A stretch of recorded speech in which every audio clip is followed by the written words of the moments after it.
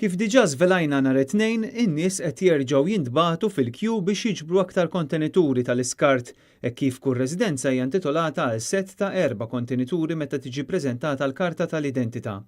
Minn filgħodu Net News innota kjujiet twal bis-swieq il-Farmers Market ta' Taqali fejn qed jitqasmu dawn il-kontenituri.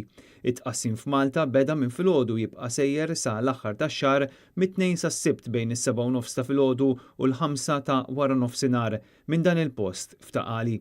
Intant wara l-istorja li żvelajna s-Sibt li għadda, Net News kompla jsegwi l-kwistjoni ta' Civic Amenity Site fil-Matab, dan wara li bosta tkellmu magħna u esprimew diżappunt kbir għal fatt li huwa ironiku li l-Gvern jistenna li ċ-ċittadini jkunu responsabbli dwar l-iskart meta lanqas huwa stess mu qiegħed jimxi bl-eżempju. Dan is-sit tal-Waste Serve fil-Matab fl-aħħar ġimgħat kien karatterizzat minn telqa totali. B'diversi sorsi fil-kumpanija jgħidulna li l-Waste Serve ma kellix triq oħra ħlief li tala is-Civic Amenity Site. Diversi persuni qalulna illi din it-telqa ilha għaddejja żmien twil. Sentejn ilu l-Waste Serve kienet nedit kampanja biex issir riforma fiċ-ċentri tal-iskart goff madwar il-pajjiż, azzjoni li donna ftit ħallit frott.